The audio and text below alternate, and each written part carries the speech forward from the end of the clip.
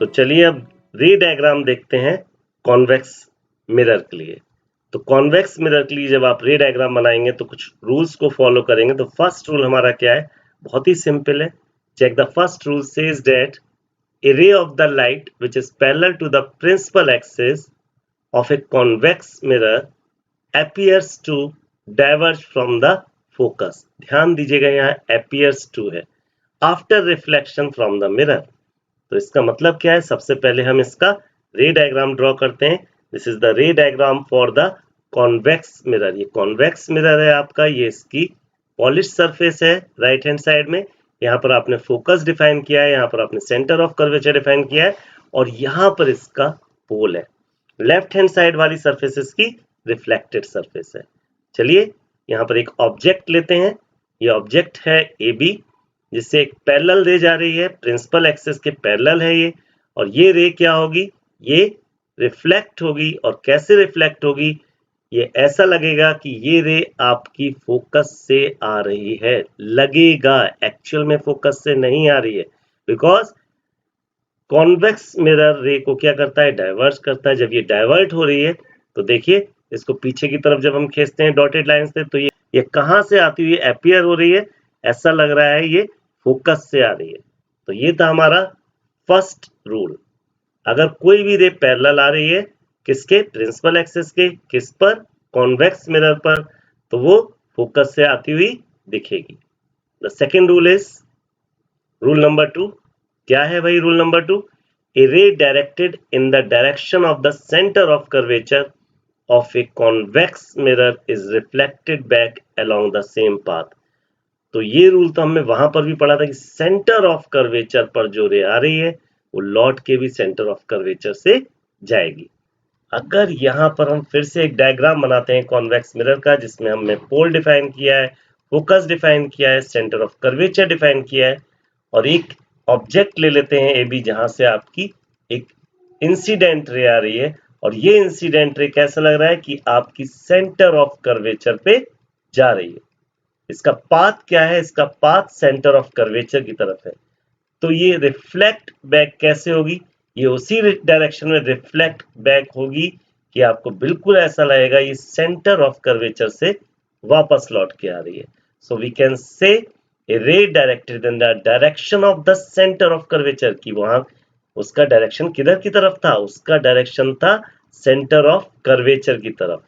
अब इस centre of curvature की तरफ जिसका डायरेक्शन होगा, अगर कोई ऐसी रे आ रही है आपके मिरर पर पड़ रही है, तो रिफ्लेक्ट बैक उसी डायरेक्शन में हो जाएगी। क्लियर हो गई बात? सेम पाथ पे रिफ्लेक्ट बैक हो जाएगी और आपको लगेगा कि वो सेंटर ऑफ कर्वेचर से वापस लौट के आ रही है। तो ये था आपका rule number 2। Rule number 3 check कर लेते हैं। Rule number 3 says a ray which is directed towards the principal focus of a convex mirror becomes parallel to the principal axis after reflection। तो ऐसा रूल तो हम पहले भी पढ़ चुके हैं। यहाँ पर फिर से कॉन्वेक्स मिरर का रे डायग्राम लेते हैं। ये इसका प्रिंसिपल, ये इसका फोकस, ये इसका सेंटर ऑफ कर्वेचर। एक ऑब्जेक्ट लेते हैं ए बी, यहाँ से इंसिडेंट रे कुछ इस तरह से उसका एंगल है कि वो ऐसा लग रहा है कि फोकस पे जा रही है। चेक कर लेते हैं, डॉटेड लाइन से ऐसा लग रहा है वो फोकस पे जा रही है।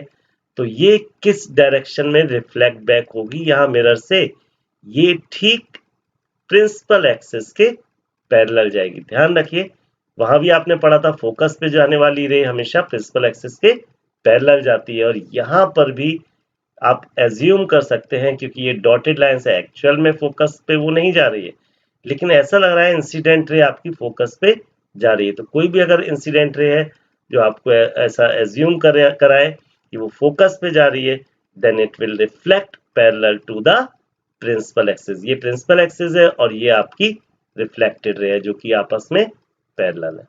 चलिए रूल नंबर 4 क्या कहता है? रूल नंबर 4 बहुत ही सिंपल है।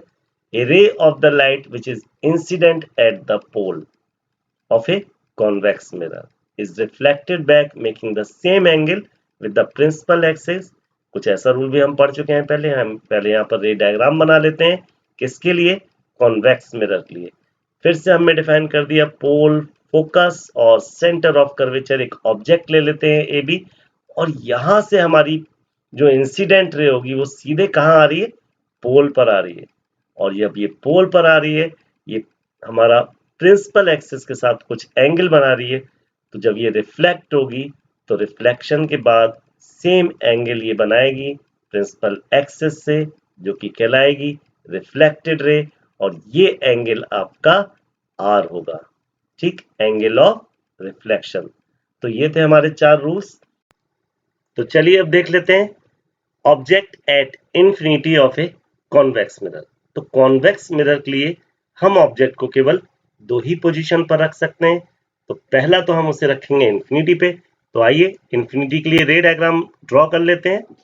तो यहाँ पर सबसे पहले हमने कॉन्वेक्स मिरर के लिए रे डायग्राम ड्रॉ कर लिया है, और इस रे डायग्राम पर हम ऑब्जेक्ट रखेंगे इंफिनिटी पे। तो जब भी ऑब्जेक्ट को ड्रॉ करेंगे तो ध्यान रखिए ये प्रिंसिपल एक्सिस वाली रे टच नहीं करनी चाहिए ऑब्जेक्ट को, और ऑब्जेक्ट आधी ऊपर बनाएंगे प्रिंसिपल एक्सिस के और आधी नीचे बनाएंगे। तो याद है आपको कि जब भी ऑब्जेक्ट इनफाइनाइट पे होती है तो वहां से पैरेलल रेज आती हैं जो कि मिरर पे टकराएंगी। चेक कर लेते हैं, यहाँ से पैरेलल रेज आ रही हैं जो कि मिरर पे टकरा के रिफ्लेक्ट होंगी, और ये रिफ्लेक्शन कैसा होगा, कॉन्वेक्स मिरर में आपको पता है रेज डाइवर्ज हो जाती हैं, और ये रेज सारी डाइवर्ज हो जाएंगी। लेकिन डाइवर्ज होने के बाद जब आप इसे डॉटेड लाइन से फोकस की तरफ ले जाएंगे तो ऐसा लगेगा कि ये फोकस से आ रही हैं। तो ये तो आपका पहला डायग्राम हो गया, जहां पर पोजीशन ऑफ द इमेज कैसी है, position of the image focus पर है, और नेचर ऑफ द इमेज कैसा है, nature of the image virtual है, इरेक्ट है, और हाईली डिमिनिश्ड है। मतलब इमेज आपकी सीधी बनेगी लेकिन बहुत ही पॉइंटेड, मतलब छोटी बनेगी। चलिए आइए देख लेते हैं सेकंड पोजीशन कहां पर होगी, object between infinity and P of A convex mirror. तो सेकंड पोजीशन के लिए हम रे डायग्राम को ड्रॉ कर लेते हैं, और यहां पर ऑब्जेक्ट आपकी है पोल और इनफिनाइट के बीच में। तो ये हमने ऑब्जेक्ट ड्रॉ कर लिए पोल और इनफिनाइट के बीच में। मैं आपको कॉनकेव मिरर के बारे में कुछ बताना चाहूंगा जो कि हम पहले कर चुके हैं। कॉनकेव मिरर में हमारी जो ऑब्जेक्ट की उसकी बहुत सारी पोजीशंस थी। ऑब्जेक्ट हमारी इंफिनिटी पे रखी थी, ऑब्जेक्ट हमारी इनफिनाइट और सेंटर ऑफ कर्वेचर के बीच में थी, ऑब्जेक्ट हमारी सेंटर ऑफ कर्वेचर पे थी, सेंटर ऑफ कर्वेचर और फोकस के बीच में भी हमने ऑब्जेक्ट रखी थी, फोकस पे रखी थी, और फोकस और पोल के बीच में भी हमारी ऑब्जेक्ट थी। इतनी सारी पोजीशंस थी हमारी ऑब्जेक्ट के लिए। बट यहाँ पर हमारे पास केवल 2 ही पोजीशंस होंगी, एक आपकी इनफाइनाइट पे पोजीशन होगी और एक पोजीशन होगी हमारी इनफाइनाइट और पोल के बीच में। तो इसको याद रखेंगे। तो यहाँ पर जब हमारी इनफाइनाइट और पोल के बीच में पोजीशन है तो एक इंसिडेंट रे ड्रॉ करेंगे। इंसिडेंट रे कहाँ से जाएगी, ये ऐसा लगेगा आपको कि ये फोकस पे जा रही है, ठीक। जब ये रिफ्लेक्ट होगी तो उसे बैक करके हम डॉटेड लाइन से फोकस से मिला देंगे। दूसरी इंसिडेंट रे हमें कैसी यहाँ पर ड्रॉ करेंगे, वो ऐसी ड्रॉ करेंगे कि वो इंसिडेंट रे ऐसा लगना चाहिए कि हमारी सेंटर ऑफ कर्वेचर पे जा रही है। क्योंकि इधर जो है आपका कैसा सरफेस है, पॉलिश सरफेस है, तो यहाँ जितनी भी आप ड्रॉ करेंगे उसे डॉटेड लाइन से ड्रॉ करेंगे। ऐसा लगेगा आपको कि वो सेंटर ऑफ कर्वेचर की तरफ से आ रही है और जा रही है। तो जो सेंटर ऑफ कर्वेचर की तरफ आएगी वो वहीं से उसी पाथ से वापस भी लौट जाएगी, और वो यहाँ पर आपका कट कर रही है जहां पर हमारी इमेज बनेगी। तो ये हमारी बन गई A dash B dash image. Now the position of the image क्या होगी हमारी, पोल और फोकस के बीच में। नेचर ऑफ द इमेज कैसा होगा, वर्चुअल होगा क्योंकि डॉटेड लाइन है यहाँ पर। और इमेज कैसी होगी, इरेक्ट होगी, सीधी बन रही है और डिमिनिश्ड बन रही है, थोड़ा हमारा ऑब्जेक्ट से छोटी इमेज बन रही है।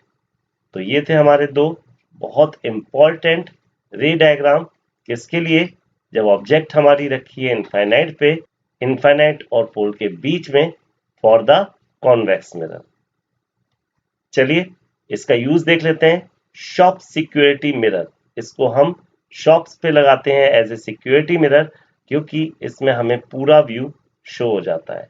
We can use it as a rear view mirror in the vehicles. So the question is, why is convex mirror used as rear view mirror in the vehicles? इसे हम rear view mirrors की तरह vehicles में भी use करते हैं, लेकिन इसे क्यों यूज करते हैं? तो चलिए इसका रीजन देख लेते हैं। क्योंकि हमें पता है कॉन्वेक्स मिरर में जब भी ऑब्जेक्ट की जो पोजीशंस होती हैं वो दो ही होती हैं।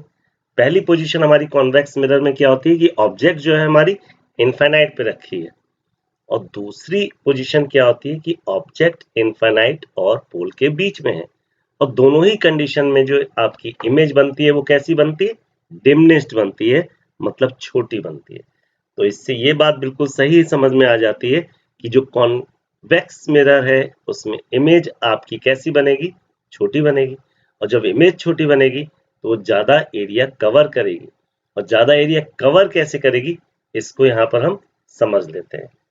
यहाँ से आने वाली इंसिडेंट रे, नॉर्मल रे और रिफ्लेक्टेड रे का जो एंगल होगा पूरा I प्लस R जिसको हम बोलते हैं, वो एक नॉर्मल मिरर पे बनने वाले एंगल से बड़ा होगा। इसीलिए हम कह सकते हैं, क्यों बड़ा होगा? क्योंकि यहाँ पर कॉन्वेक्स मिरर में जो रिफ्लेक्टेड रे है वो डाइवर्ज हो रही है। मेरे ख्याल से आपको क्लियर हो गया होगा। इसीलिए वाइड फील्ड ऑफ व्यू यहाँ पर बन रहा है, और हम कह सकते हैं the image formed in a convex mirror is diminished due to which a convex mirror give a wide field of view. अगर हम इसी को कंपेयर करें कि प्लेन मिरर में कैसे हमारा व्यू होगा, तो चेक कर सकते हैं ये आपकी इंसिडेंट रे है, और ये इंसिडेंट रे यहाँ पर आई एंगल बना रही है, यहाँ पर आर एंगल बना रही है, और ये रिफ्लेक्टेड रे है क्योंकि यहाँ पर कोई डाइवर्जन नहीं हो रहा है। तो ये आई प्लस आर, यहाँ वाला आई प्लस आर इस आई प्लस आर से छोटा होगा। जब आप ये एंगल ऐड करेंगे आई प्लस आर, तो ये आई प्लस आर इससे छोटा होगा। That means narrow field of view. You can say on the other hand, a plane mirror gives a narrow field of view. I think आपको समझ में आ गया होगा। चलिए, तो यहाँ पर हमने यूज किया है रियर व्यू एज ए क्या? Convex mirror. ठीक, why is convex mirror used? Why we do not use the concave mirror? चेक कर लेते हैं कॉन्केव मिरर यूज क्यों नहीं करते हैं। Concave mirror can not be used in vehicles because it produce inverted images of the distance object. अब जब वो भाई इन्वर्टेड इमेज बनाती है तो हम उसे कैसे यूज कर सकते हैं? क्लियर? चलिए आगे बढ़ते हैं। No matter how far you stand from a mirror, कोई मैटर नहीं करता कि आप मिरर के सामने कैसे खड़े हैं। योर इमेज अपीयर्स इरेक्ट, आपकी इमेज बन रही है सीधी। द मिरर में भी, जब आपकी इमेज सीधी बनेगी तो मिरर कौन सा होगा? प्लेन मिरर होगा, कॉन्केव मिरर होगा, कॉन्वेक्स मिरर होगा, या आइदर प्लेन और कॉन्वेक्स मिरर होगा। Plane mirror always produce an erect image independent of the distance where the object is placed. Distance पे डिपेंड नहीं करता, हमेशा आपकी इमेज कैसी होगी? इरेक्ट होगी। कॉन्केव में चेक कर लेते हैं। कॉन्केव में जब हमारी इमेज बनती है तो कैसी बनती है? वर्चुअल बनती है। Concave mirror produce erect image only if the object is placed with in the focal length. एक ही पोजीशन पे जब आपकी फोकस और पी के बीच में, पोल के बीच में ऑब्जेक्ट है, तभी आपकी इमेज इरेक्ट होगी। ध्यान रखिए, लेकिन वहां पर क्वेश्चन में था कि सारी कंडीशंस में ऐसा होना चाहिए। तो आइदर प्लेन और convex is the correct answer. Convex mirror में आपको पता ही है, कहीं पर भी आपकी ऑब्जेक्ट हो, इमेज हमेशा इरेक्ट होगी। Correct answer is both plane and convex mirror produce erect images of distance object. चलिए एक क्वेश्चन और है। Name a mirror that can give an erect and enlarge image of an object. तो भाई enlarge image अगर आपको बनानी है तो आपको पता है कॉन्वेक्स मिरर में तो छोटी ही इमेज बनती है हमेशा, लेकिन हमारी जो कॉन्केव मिरर है उसमें कंडीशन एक होती है, जब फोकस और पोल के बीच में ऑब्जेक्ट होती है तो उसकी एनलार्ज इमेज बनती है। तो answer is concave mirror gives an erect and the enlarge image when the object is between the pole and principal focus. तो चलिए डिफरेंस देखते हैं between the concave and convex mirror. Already हम concave mirror और convex mirror के बारे में सब कुछ पढ़ चुके हैं, पर यहाँ हमको डिफरेंस लिखना है। This is the most important question for the board exam. तो चलिए चेक कर लेते हैं एक एक करके कि कॉन्केव और कॉन्वेक्स मिरर के बीच डिफरेंस क्या है। तो पहला पॉइंट लेते हैं यहाँ पर, it is made by silvering the outer surface of a part of the hollow sphere, so reflection takes from the inner surface. तो जैसा कि आपको पहले पढ़ाया था मैंने, this is the concave mirror, और इस कॉन्केव मिरर में बाहर वाली जो सरफेस है, इस बाहर वाली सरफेस पे पॉलिश है, जिसकी वजह से अंदर वाली सरफेस से रिफ्लेक्शन होगा। तो यहाँ पर आप देख रहे हैं कई सारी रेज आ रही हैं जो कि रिफ्लेक्ट होके कन्वर्ज हो जा रही हैं किसी एक पॉइंट पर, और उस पॉइंट को हम क्या कहते हैं, उस पॉइंट को हम फोकस कहते हैं।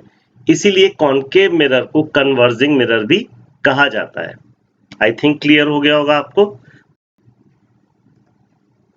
For the convex mirror, it is made by the silvering the inner surface of the hollow sphere, so the reflection take place from the bulging surface। चलिए इसको भी समझ लेते हैं। तो ये है हमारा कॉन्वेक्स मिरर, और आप देख सकते हैं इसके इनर पार्ट पर हमने पॉलिश की हुई है, और इसका आउटर पार्ट हमारा रिफ्लेक्शन की तरह वर्क कर रहा है। तो जो भी हमारी इंसिडेंट रे आ रही हैं वो रिफ्लेक्ट हो जा रही हैं, और रिफ्लेक्ट होके यहाँ पर डाइवर्ज हो जा रही हैं।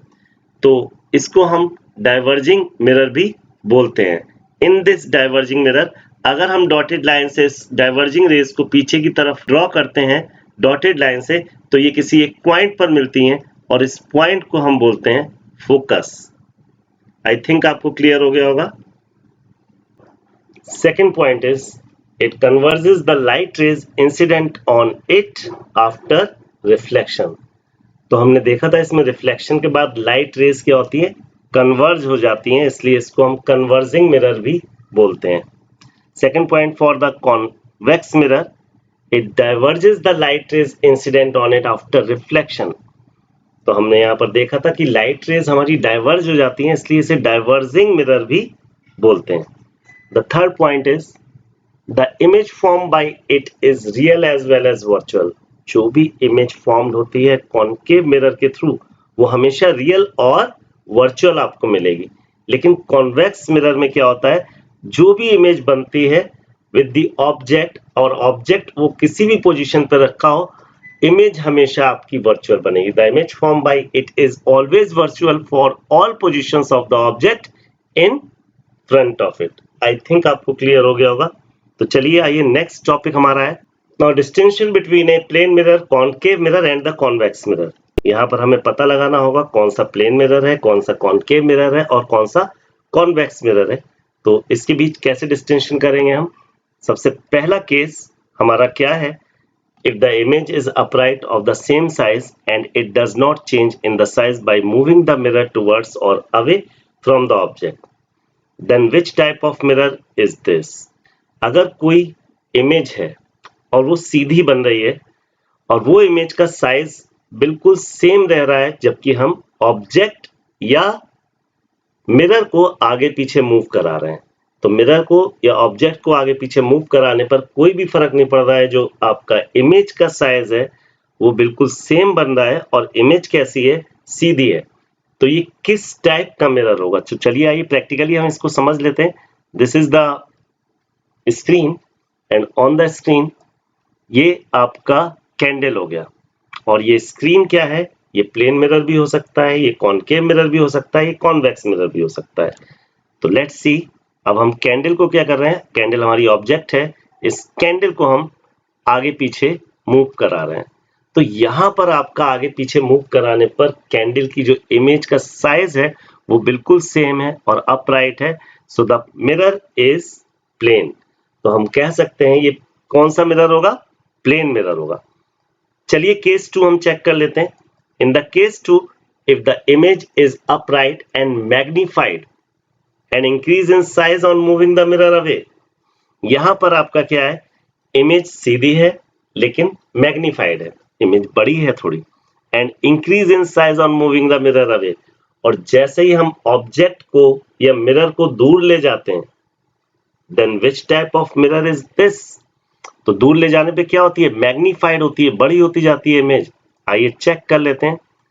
The mirror is concave mirror, क्योंकि जब हमारा हाथ है, जितना हम उसको दूर ले जाएंगे, या तो मिरर को दूर ले जाइए या अपने हाथ को, हाथ हमारा ऑब्जेक्ट है, तो आपकी इमेज कैसी बनेगी, बड़ी बनेगी, मैग्निफाइड बनेगी, and this mirror is called concave mirror. आइए थर्ड केस देख लेते हैं, बहुत ही अच्छा थर्ड केस है। If the image is upright and diminished and decrease in size on moving the mirror away. यहाँ पर अपोजिट ही हो रहा है, इमेज कैसी है, बिल्कुल सीधी है, लेकिन इमेज का साइज कैसा है, छोटा होता जा रहा है। कब छोटा हो रहा है? Decrease in the size on moving the mirror away. जब मिरर को या ऑब्जेक्ट को आप दूर ले जा रहे हो मिरर से, तो उसका साइज डिक्रीज होता जा रहा है। आइए चेक कर लेते हैं। The mirror is convex mirror. ठीक है, जब आप दूर रखोगे तो आपको एक कॉन्वेक्स मिरर में पीछे की बहुत बड़े टावर की इमेज भी छोटी सी दिखेगी। आई थिंक क्लियर हो गया होगा। यहाँ पर जब हम इमेज बन रही है वो छोटी बन रही है, और ऑब्जेक्ट कहाँ है? ऑब्जेक्ट काफी दूर है, किससे? मिरर से। तो ऑब्जेक्ट जितना आप दूर ले जाते जाओगे उतना ही इमेज छोटी होती जाएगी। चलिए आइए समझ लेते हैं कार्टेशियन साइन कन्वेंशन। बहुत ही इजी है, जैसे आपने मैथमेटिक्स में पढ़ा है इसको बिल्कुल वैसे ही आप पढ़ेंगे। तो ये साइन कन्वेंशन यहाँ पर किसने दिया है?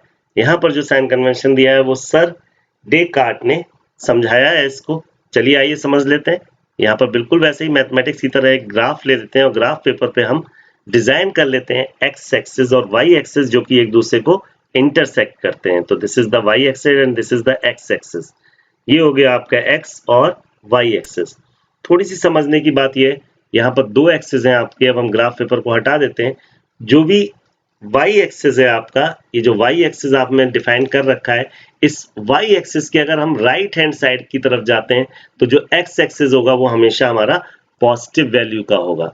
ठीक है, और इस वाई एक्सिस के अगर हम लेफ्ट हैंड साइड पे जाते हैं तो एक्स एक्सिस जो होगा वो हमारा हमेशा निगेटिव वैल्यू का होगा। तो यहाँ पर हमने डिफाइन कर दिया है 1 2 3 4 5 पॉजिटिव की तरफ, और निगेटिव की तरफ हमने डिफाइन कर दिया है -1 -2 -3 -4 -5। सिमिलरली जब हम एक्स एक्सिस के ऊपर की तरफ जाते हैं, एक्स एक्सिस के ऊपर की तरफ जाते हैं, तो जितने भी वाई यहाँ पर आप डिफाइन करेंगे वो सारे के सारे पॉजिटिव होंगे। तो चलिए यहाँ पर पॉजिटिव स्केल डिफाइन कर देते हैं। ऐसे ही जब एक्स एक्सिस के हम नीचे की तरफ जाएंगे तो जितने भी वाई की वैल्यूज हैं वो आपकी कैसी होंगी? निगेटिव होंगी। तो निगेटिव स्केल डिफाइन कर देते हैं। तो ये तो था हमारा Cartesian sign convention.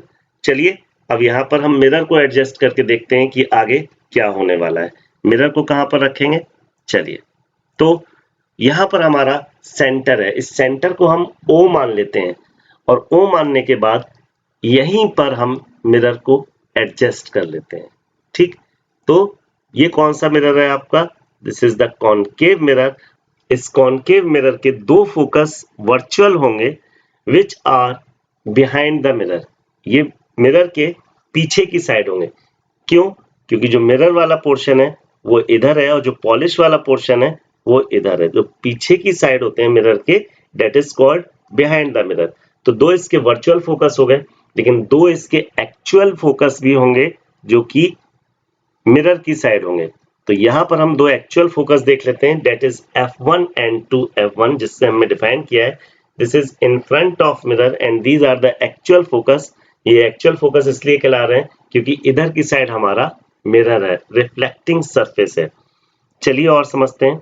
Cartesian sign convention में जब हम इस तरीके से मिरर को एडजस्ट करते हैं तो सेंटर पे हम इसको एडजस्ट कर रहे हैं, और दो फोकस हमारे लेफ्ट हैंड साइड में हो गए और दो फोकस हमारे राइट हैंड साइड में हो गए। राइट हैंड साइड वाले को अभी हमने बताया आपको वर्चुअल फोकस बोलेंगे, और लेफ्ट हैंड साइड वाले को एक्चुअल फोकस बोलेंगे। यहाँ पर एक ए बी हमने ऑब्जेक्ट ले ली है, और ये ऑब्जेक्ट जो है हमारी हमेशा लेफ्ट हैंड साइड में रहेगी। Object should be always to the left of the mirror. ध्यान रखिएगा, अगर आपका मिरर है और वो सेंटर ऑफ द एक्सिस पे रखा हुआ है तो ऑब्जेक्ट हमेशा लेफ्ट हैंड साइड में आप ड्रॉ करेंगे। क्लियर हो गई बात? और इसकी इमेज कहाँ बनेगी? इमेज हमारी राइट हैंड साइड में बनेगी। वाई एक्सिस के लेफ्ट हैंड साइड में हमारी ऑब्जेक्ट होगी और वाई एक्सिस के राइट हैंड साइड में हमारी इमेज बनेगी। क्लियर हो गई बात? और जो इसका ऑप्टिकल सेंटर है दैट इज O। इस मिरर का ऑप्टिकल सेंटर भी आप बोल सकते हैं, इस एक्सिस का भी आप ऑप्टिकल सेंटर बोल सकते हैं, जहां से हम कोई भी चीज मेजर करेंगे या इमेज की डिस्टेंस या ऑब्जेक्ट की डिस्टेंस, उसको हम बोलेंगे optical centre. The distance to the right of the origin are positive. आपको पता है, अभी मैंने बताया था, जो भी डिस्टेंस इस ओरिजिन, ये जो आपका ओरिजिन है ऑप्टिकल सेंटर, इसके राइट हैंड साइड में लेंगे वो हमेशा कैसी होगी? पॉजिटिव होगी। जो भी डिस्टेंस हम लेफ्ट हैंड साइड में लेंगे वो हमेशा कैसी होगी?